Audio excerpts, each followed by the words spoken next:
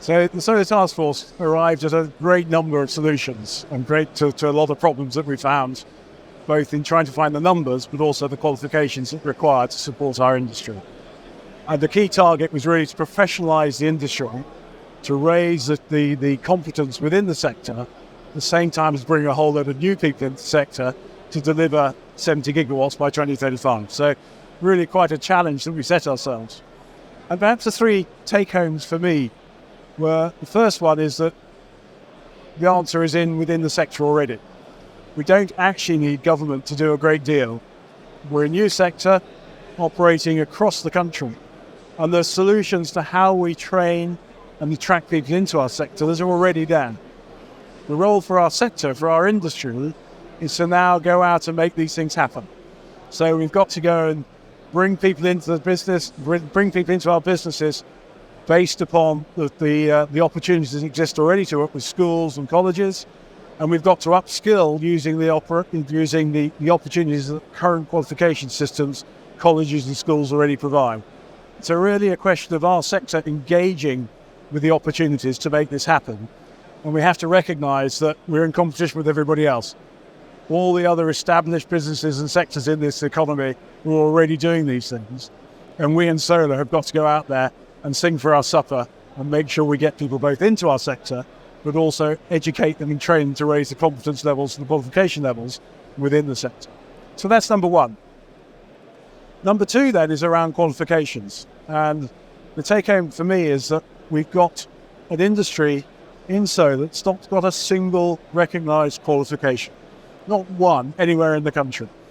And so we've got to work with colleges, we've got to work with the sector to identify what those qualifications are and what's going to best meet the needs of our businesses within the sector. So we've got to identify things like solar designers. There's no qualification to become a solar designer. What's that mean? What are the qualifications to get there? What are the knowledge, the skills and the behaviours that are required to deliver a solar designer? And so we've got a lot of work to do on that. Perhaps one of the key ones on qualifications for me, though, is around about the qualifications for directors and the skill sets within directors. If we're going to deliver 5 times the amount of solar in the next 12 years we've done in the last 12 years, it's going to require an awful lot on our companies. So the businesses within our sector are going to require a huge amount of support and confidence to make this happen. And that's dependent on the directors. It's the board of directors of our businesses which are going to decide whether they're successful or whether they fail. And the challenge on being a board of directors is you generally get appointed because you're really good at operations or HR or finance. When you get to the board, you suddenly realise you've got to be good at everything. And you also say, well, I'm here as a director, therefore, of course, I know everything because I'm a director. And that's just simply not the case. And these skills to be a good, successful director can be taught. And one of the things we have to get into our sector is the recognition that whilst we might have survived the solar coaster up till now, a massive increase in productivity, a massive increase in demand means that we as directors have to be really careful around about our companies. And so one of the key aspects, one of the key take-homes for me is that our directors need to be qualified and competent in strategy, in finance, in leadership, in governance. These are things that are really important if we're going to ensure the longevity of our companies. And so, the crowning glory for me on item number 2, around about skills, is making sure that our board of directors are competent to cope with what's going to be thrown at them over the next 12 years. So that was number 2. The third item then is numbers and trying to get the numbers into the sector. And the task force asked us to look at the whole value chain, right the way through from planning and inception at one end through operation and maintenance at the other end, and probably decommissioning. And so we've got to come up with the numbers to satisfy this. And there's still some debate where those number lies. We're talking around about 60,000 people across the entire value chain in operations, in finance and marketing and accounts, and including people who do the do. And that's a lot of people to find to bring to our sector. And we've looked at how that might happen. And the take-homes for me are we were working with colleges, particularly in the FE sector, to find these people and support them. We've got to work with universities and schools. Department for Education and the Department for Work and Pensions both want information to work with us to promote that within the schools. And there's a real opportunity for our sector. The take-home for it, there's a real opportunity. Young people today are worried about climate change. They're worried about carbon. And actually being able to go to schools and colleges and say, come and join our sector, be part of the solution, not part of the problem. Come and make a future for the UK. It's a really powerful message, and it's one that's working really well. So that's my 3 take-homes.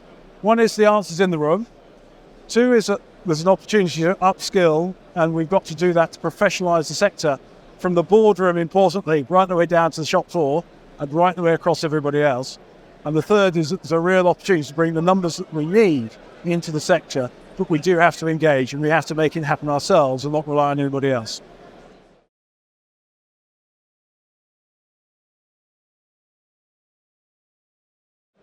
So 3 opportunities. I mean, which 3 do you pick? There's a huge number of opportunities. So my background's in construction, and the opportunity to lead the UK in carbon reduction with a scalable, low cost of energy, be able to support a adjusted transition into solar and renewables has to be number 1. Right, we've got the opportunity to bring everybody with us, provide opportunities for everybody in society, particularly those hard to reach people, and give them proper careers, rewarding careers, long-term careers in our sector, and help the rest of the economy decarbonise. So just an awesome opportunity. Awesome. So opportunity number 1. Number 2 is we've got the ability for our supply chains to really mature up and grow and get better at everything. So there's a real opportunity with this massive growth that we see within renewables across the spectrum, but in particular in solar, for our homegrown indigenous supply chains to step up and meet the mark and carry on and really profit from this transition to net zero. So it's a really it's an opportunity that really we can't afford to miss. We certainly can't say, well, look, let's give it all to the Europeans or to the Far East. We've got to step up and make it happen ourselves. That's really, really important, but that's the opportunity coming out. And then 3rd is really around the people. We've got fantastic people in our sector. We've got some really great role models that we can be following. And for the opportunity for these people in particular to spread the good word, spread the knowledge, the enthusiasm, and maintain the momentum in our sector is great. So that would be my 3 take-homes of what's the opportunities.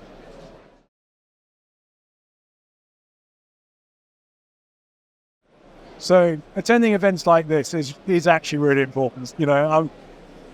It's very easy to say, well, go to a day out in the diary. I've got better things to be doing, but actually you haven't. You really do need to be here to see how excited the sector is, see what passion there is in the sector, how keen people are to present their answers and their solutions to problems that we're all facing. It's important to go and meet people that you've talked to and see how they're developed and solved problems that we're facing. It's important to see the breadth, just the breadth of technology that can influence and solve the problems we're facing. And it's only at events like this that we actually get to see that and get the ability to get people here in one place, all excited, demonstrating what they've got. That's why events like this are important.